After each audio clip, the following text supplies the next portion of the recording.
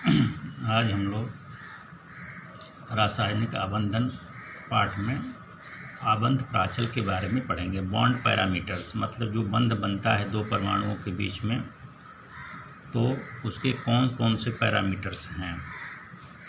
तो पहला है आपका आबंध लंबाई या आबंध दूरी, जिसको बॉन्ड लेंथ और बॉन्ड डिस्टेंस बोलते हैं। तो कोई भी अणु अगर मान लीजिए सहसंयोजक बंध द्वारा जुड़ा है, तो दो परमाणुओं के नाभिकों के बीच की दूरी को आबंध लंबाई या आबंध दूरी कहते हैं। अब इस चीज़ को हम यहाँ पर समझ सकते हैं। मान लीजिए कि ये क्लोरीन है, Cl2 है, तो क्लोरीन के एक अणु में क्लोरीन के दो परमाणु जो है वह सहसंयोजक बंध द्वारा जुड़े होते हैं। देखिए एक एक इलेक्ट्रॉनों का साझा होता है दोनों के बीच में, तो ये आपका सहसंयोजक बंध बनता है, इसको कहेंगे सहसंयोजक बंध। अब एक क्लोरीन, दो क्लोरीन के परमाणु हैं, तो देखिए एक क्लोरीन परमाणु को ऐसे दिखाया गया है, दूसरा क्लोरीन का परमाणु ये है, और दोनों के बीच में देखिए एक एक इलेक्ट्रॉनों का यहाँ पर साझा हुआ है। ये एक एक इलेक्ट्रॉनों का दोनों साझा हुआ है, तो यहाँ पर ये जो साझा हुआ है उसी कारण ये जो है सहसंयोजक बंध बना है। तो अब ये जो आबंध लंबाई है क्या होगा, दोनों परमाणुओं, क्लोरीन के जो दो परमाणु हैं उनके केंद्र देखिए ये हैं, उन केंद्रों के बीच की दूरी को हम आबंध लंबाई या आबंध दूरी कहेंगे। तो यहाँ पर हम कह सकते हैं क्लोरीन के लिए आबंध लंबाई जो है वह 1.98 एंगस्ट्राम है, मतलब 1.98 एंगस्ट्राम यहाँ पर आबंध लंबाई है क्लोरीन का। समझ में आ गया होगा कि दो परमाणु अगर सहसंयोजक बंध द्वारा जुड़े हुए हैं तो उनके नाभिकों के बीच की दूरी को, जो नाभिक है उनके बीच की दूरी को हम आबंध लंबाई या आबंध दूरी कहते हैं। दूसरा है आपका आबंध एंथैल्पी। अब आबंध एंथैल्पी क्या है, बॉन्ड एंथैल्पी इसको कहते हैं, या बॉन्ड एनर्जी भी बोलते हैं इसको, आबंध ऊर्जा भी बोला जाता है इसको, आबंध एंथैल्पी को। तो अगर देखिए दो परमाणु यहाँ पर हैं, देखिए हाइड्रोजन यहाँ पर है ये परमाणु, दूसरा हाइड्रोजन परमाणु ये है। अब इन दोनों परमाणुओं के बीच जब बंध बनेगा तब हाइड्रोजन अणु बनेगा। तो इन दोनों परमाणुओं के बीच जो बंध बनता है, तो जानते हैं कि दो परमाणुओं के बीच जब नया बंध बनता है तो ऊर्जा उत्सर्जित होता है। तो दो परमाणुओं के बीच जब ये सहसंयोजक बंध बनता है या किसी प्रकार का बंध बनता है, तो जितनी ऊर्जा उत्सर्जित होती है उसे हम उस आबंध का, जो बॉन्ड बना उस आबंध का हम आबंध एंथैल्पी या आबंध ऊर्जा कहते हैं। परिभाषा के रूप में ऐसे देखिए कहा गया है, अनंत दूरी पर स्थित दो परमाणुओं को निकट लाकर आबंध बनाने में जितनी ऊर्जा मुक्त होती है उसे आबंध एंथैल्पी कहते हैं। जैसे ये दो हाइड्रोजन जो है वो अलग अलग माने कि काफ़ी दूरी पर स्थित हैं, अगर इन दोनों परमाणुओं को एक साथ ला करके इनके बीच जब बंध बनेगा, ये देखिए हाइड्रोजन के बीच में यहाँ पर बंध बना, तो ये बंध बनने में जितनी ऊर्जा उत्सर्जित होगी उसे हम आबंध एंथैल्पी कहेंगे। तो देखिए दो हाइड्रोजन परमाणु मिलकर के जब हाइड्रोजन अणु का निर्माण करते हैं और हाइड्रोजन परमाणु के बीच में जब बंध बनता है, तो यहाँ पर 432 किलो जूल ऊर्जा जो है उत्सर्जित होती है। मतलब एक मोल हाइड्रोजन जब यहाँ पर बनेगा तो यहाँ पर 432 किलो जूल ऊर्जा जो है यहाँ पर निर्मुक्त होगा या निकलेगा। तो यहाँ पर कहेंगे कि हाइड्रोजन की आबंध एंथैल्पी जो है वो 432 किलो जूल प्रति मोल है। तीसरा है आपका आबंध कोण। तो किसी अणु के आबंधित कक्षकों को पृथक करने वाली रेखाओं को, अब देखिए अभी आपका एक उदाहरण लिया गया है एसिटिलीन का।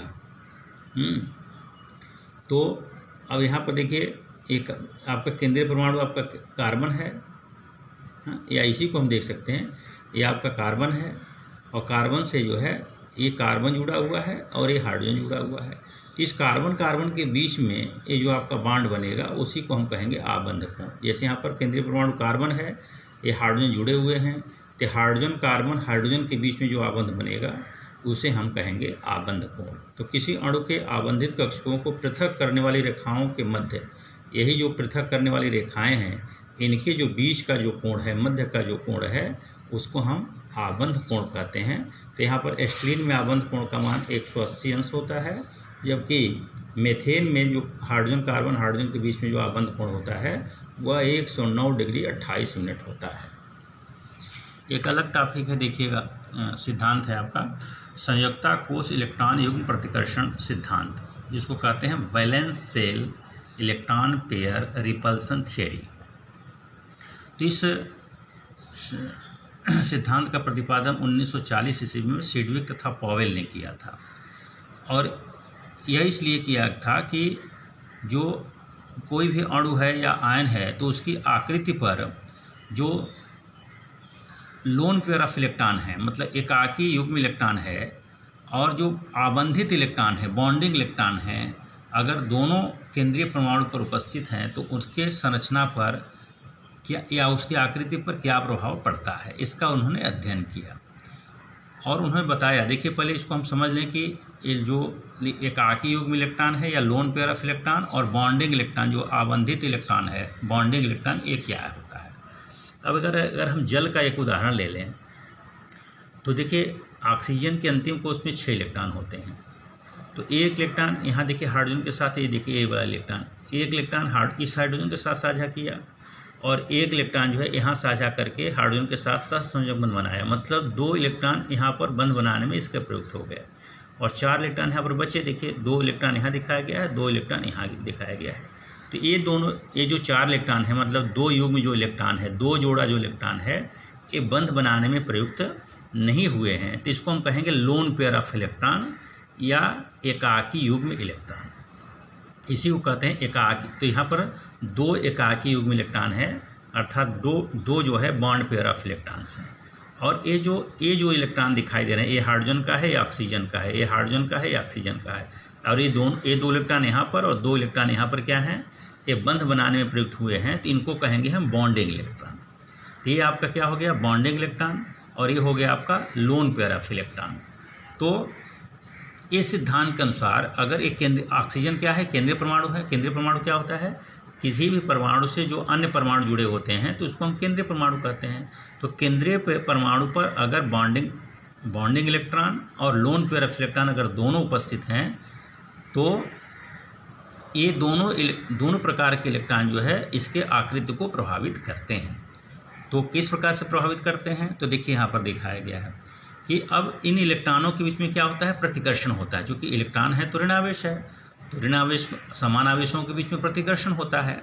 तो प्रतिकर्षण किसके बीच में अधिक होगा और किसके बीच में कम होगा, इसको यहाँ पर दिखाया गया है। देखिए लोन पेयर ऑफ इलेक्ट्रॉन और लोन पेयर ऑफ इलेक्ट्रॉन, मतलब जो एकाकी युग्म इलेक्ट्रॉनों के बीच में प्रतिकर्षण सबसे अधिक होता है, मतलब इस इलेक्ट्रॉन और इस इलेक्ट्रॉन के बीच में प्रतिकर्षण सबसे अधिक होगा।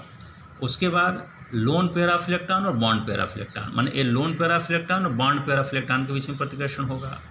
और सबसे कम प्रतिकर्षण जो होता है वो बॉन्ड पेयर ऑफ इलेक्ट्रॉन और बॉन्ड पेयर ऑफ इलेक्ट्रॉन, इनके बीच में प्रतिकर्षण सबसे कम होता है।